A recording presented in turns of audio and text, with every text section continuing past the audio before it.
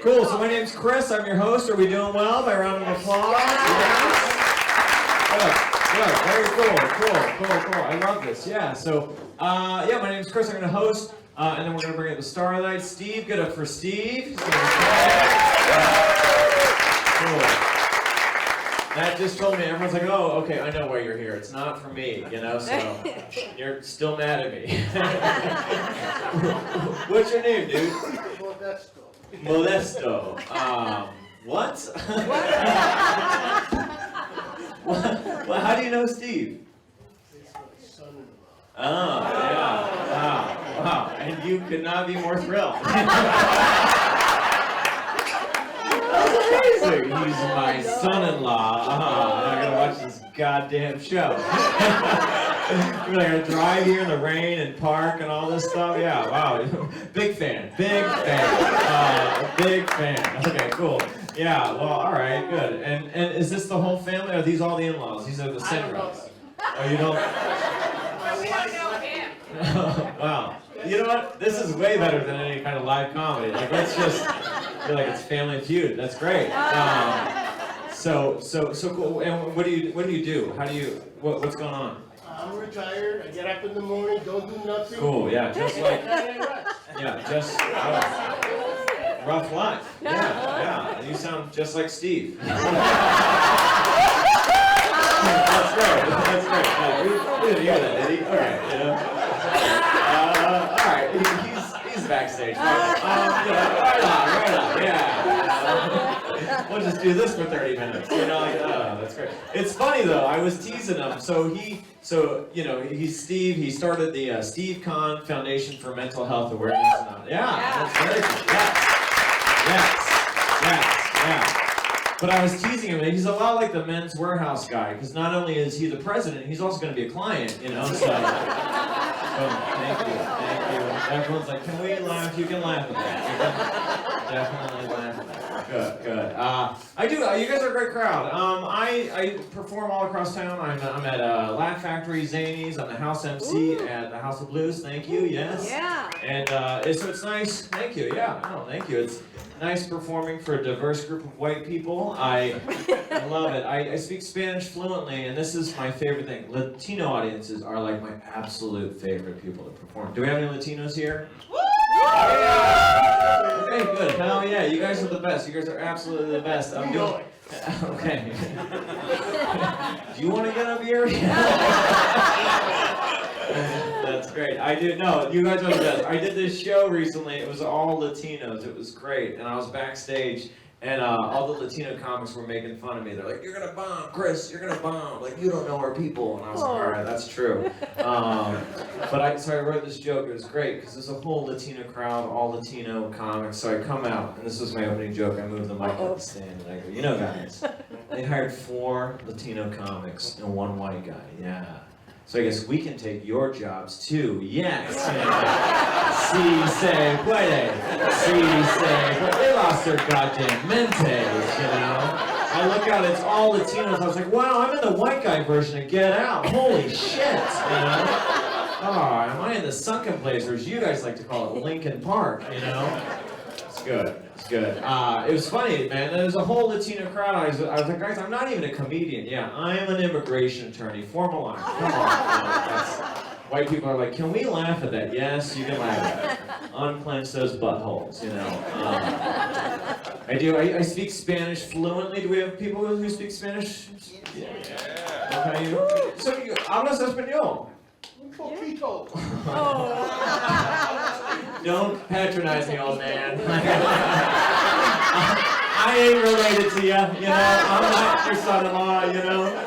I didn't marry your daughter, so, you know, get out of here. Wouldn't that be funny if, like, the one guy we kick out is, like, Penny's dad, you know? We're like, get the fuck out of here, you know? Make him walk, you know. So, is anyone here from Mexico? Yeah, I'm not taking census, you know. We don't want to answer that, you know, like, oh, that's funny.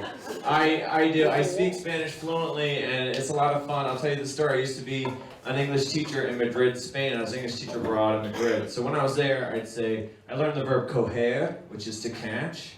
And I'd say, voy a coger un taxi, which is Spanish for I gotta catch a taxi. I'd say, tengo que coger a bus, which means I gotta catch the bus, which in Madrid, Spain is like perfectly good, crisp Spanish, right? Right. But see, then I moved to Mexico. Right, you know where I'm going, Grandma. Yeah.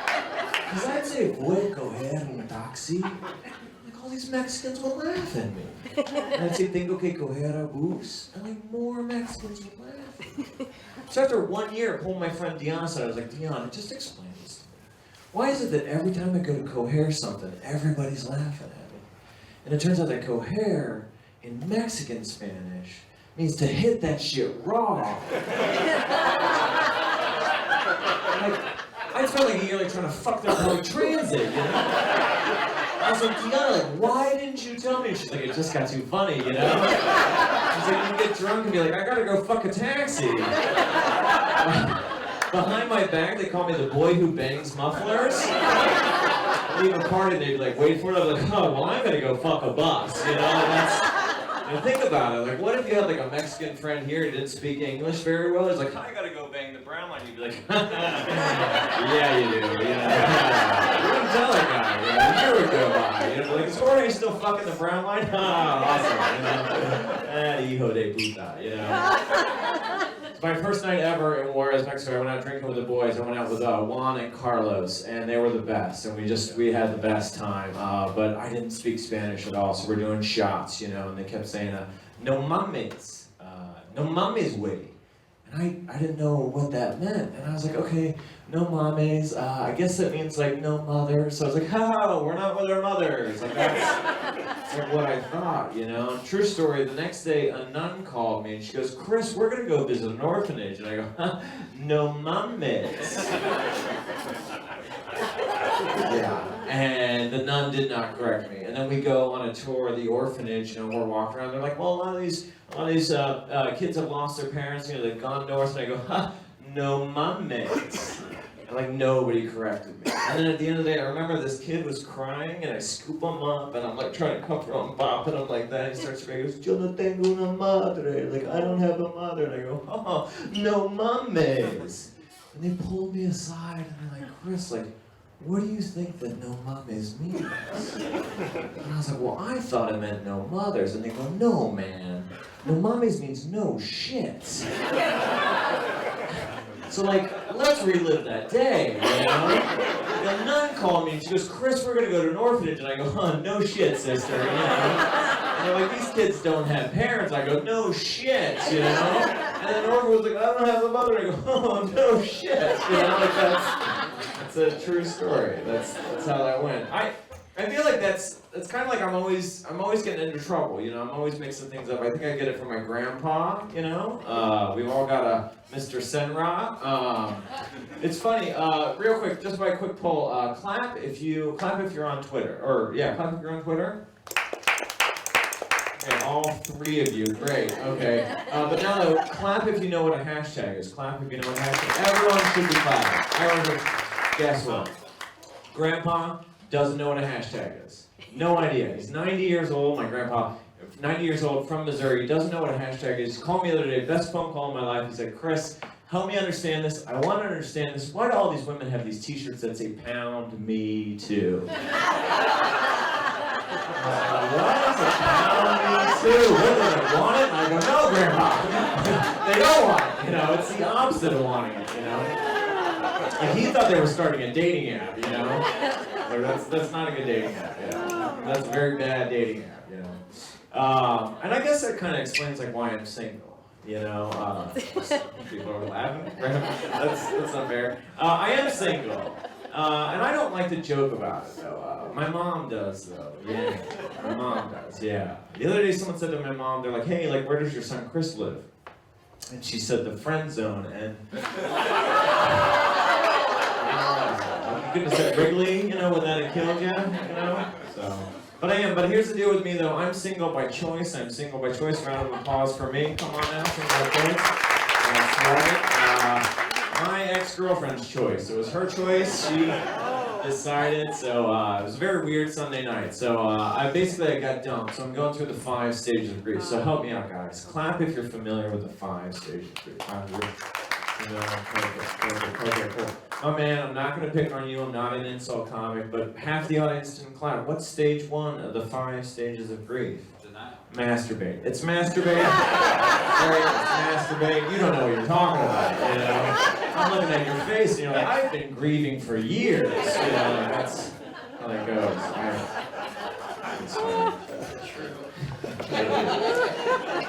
You grieve a lot? That's great. Yes, hey, a very sad guy. That's funny, because I met your wife. No, I meant that in a good way. I meant that, you know what, I just lost everyone. And now Steve Kahn. It would be worse if I threw it in now. I'm like, oh shit, I'm in hot water, you know. Like, what's that? I don't trust a word out of your mouth. You know? Before the show, so this couple here, lovely couple here, we were back in the green room, and I said to them at the same time, I go, so how long have you guys been together? And at the exact same time, she goes, second date, he goes, 3 years. And so to her, maybe it feels like a second date, but for him, 3 years. You know, I just roasted 2 people. Yeah, I am single. It's weird, you know. It's a weird life. I've been thinking about growing a beard, though, you know, because people keep telling me that I dress like Ellen. Thank you. Yeah, it's a strange life being this kind of single. I can tell you this though. This is something that's interesting about me. I grew up in England, so I grew up in a little town north of London, right? Which was great for me because when I moved to the United States at the age of 10, I had a British accent. Which, how cool is that? You know, like I used to just sit on the jungle gym during recess, you know, in like 6th grade. And there'd be a whole congregation of girls and like a dude named Kevin. Yeah, like hanging on my every word, you know? Because I'd be like, really, did your dad? And all the girls would be like, oh. And Kevin would be like, oh. Yeah, and that's amazing. And now, like, whenever I meet women, it is weird, though. Yeah, they're always like, why are you on that jungle gym, you know? And I was with a dude named Kevin in the bushes, yeah. Stay with me, people. These are callbacks. These are very smart jokes, you know. I mean, with it. What else is going on with me? Gosh, I don't know. There's a lot. I was raised Catholic. This is the best thing to do in the world, is take a poll. Clap if you were raised Catholic. Clap if you were raised Catholic. Cool. A couple of people I'm going to be watching now. Clap if you're still a devout Catholic. That joke writes itself, you know? We're not good at retention, you know? We're really not good at retention. I watched that very important movie. I won an Academy Award. I watched Spotlight the other day. Wow, brave, important movie about the abuse perpetrated by our church. And afterwards, I was like, oh, I hope we don't need a sequel. Oh my God, you know? You guys aren't down with pedophile jokes. Okay, moving on. I do think, you know, in being raised Catholic, I just felt like we all learned the sign of the cross, right? A lot of us Christians, the name of the Father and all that, you know. When I was a kid, I actually thought that was a pretty sexist thing to learn, right? Because it's like, in the name of the Father and the Son, like, oh, are you going to add a woman? No, we're going to go with a ghost, you know? Yeah. It's like, believe women. They're like, oh, we're going to go with the Holy Spirit, so. All right, I've lost all of you. I am Catholic. I think some people over here, this second row, you guys were raised Catholic, is that correct? Or in front row, are you Christmas, Easter Catholics? So what's, yeah? 3 times a year. Wow, really hitting it hard. That's right. Christmas, Easter, and Ash Wednesday. Oh yeah, nice, good for you. Yeah, you've got it down. You know. I do. She goes like every Sunday. Oh wow. Okay, yeah. So, because I'm more like you, sir. Right. You know, yeah. Yeah, you kind of check in. It's like a thing. So you remind me of myself. You're home on Holy Week, right? Of course. Yeah. So Holy Week, that's a big deal to us Catholics. That's like our Shark Week, you know. It's a big deal, right? I was home for our Shark Week recently. And my mom and I, we got in an argument about abortion, you know, a very important subject. My mom's a very devout Catholic, you know, and my mom says to me, I call it her Hail Mary argument. She says, Chris, what if the Mother Mary had have aborted the baby Jesus? And I was like, no biggie, come back 3 days later. Come on, that's a great joke, you know. Come on, you motherfuckers, you know, like, I'll be on board with that one, you know, yeah. You're gonna use that, like, next week, you know. In 2 weeks, it's gonna be Easter, and you're gonna be loving it. You know? I was raised Catholic. When you're raised Catholic, you're taught to believe some pretty crazy things like natural family planning. Clap if anyone knows what natural family planning is. Okay, 4 people in the second round. I'm gonna have to do a lot of education. Do we have like a lot of Jews here? Like, what is going on?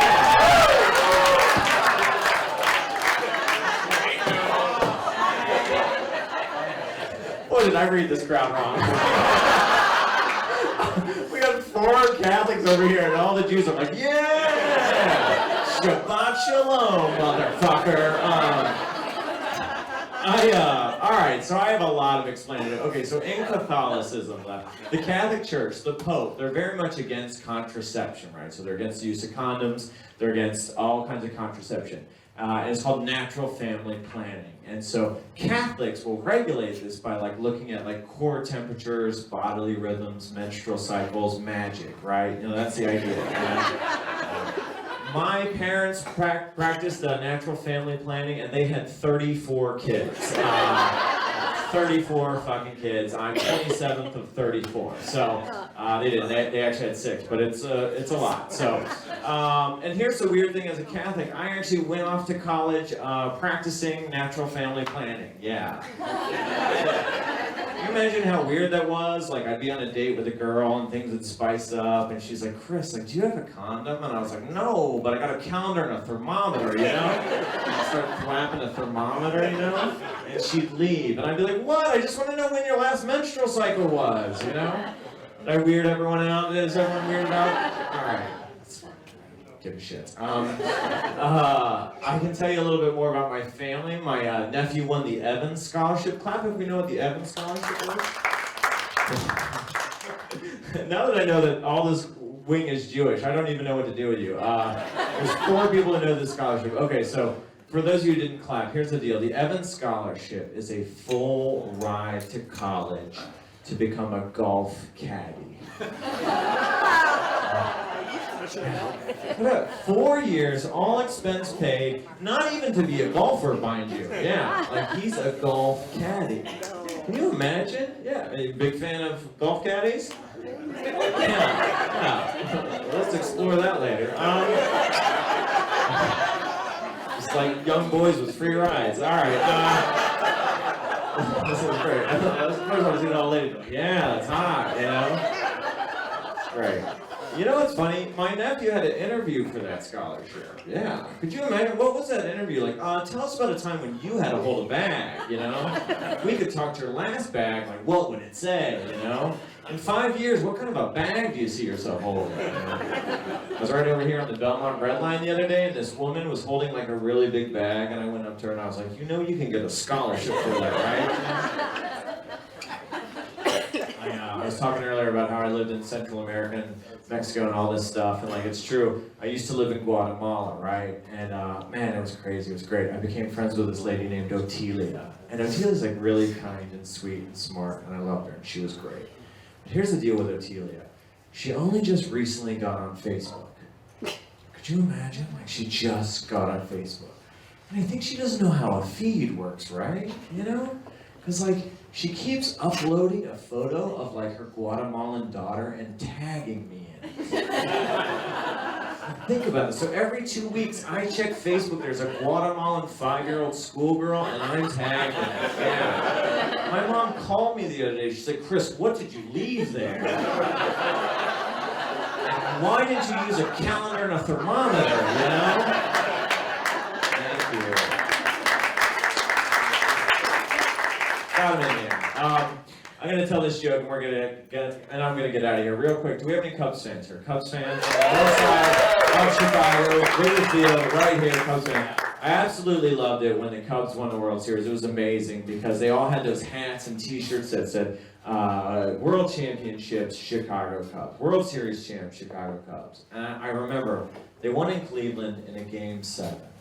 And I was watching at home, I was like, hold on.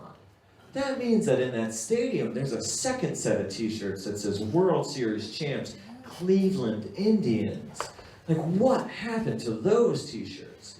And I Googled it, and I found out, you know what Major League Baseball does when a team loses a championship? They pick up that swag and they mail it to the developing world, like poorer countries like Africa, yeah. So think about it, like, you just lost the World Series in Cleveland, but in Nairobi, you're a goddamn champion, you know? Anyone familiar with the Buffalo Bills? Yeah. They lost the Super Bowl 4 years in a row. In Africa, that's a dynasty, you know? Like over there, that's like a standard of excellence, something good, but I'm no 90s Bills. I love this idea, like Michael Jordan flies to Africa and all the orphans are like, who the fuck is this guy, you know? And where's the 1998 Utah Jazz, you know? All right, are you guys ready for your main attraction? I'm so proud of this guy. This guy produced, sold this thing out. He brought you all together. He's a big reason for all of this. He literally started a mental health awareness foundation. How cool is that? Round of applause for that. He's your headliner. He's the reason you're all here. Start clapping right now. Make some noise. Come on now. Get excited. Come on now.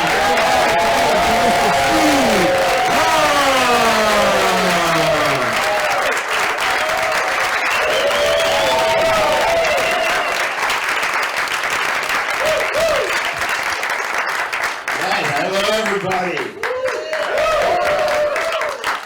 Give Chris another round of applause.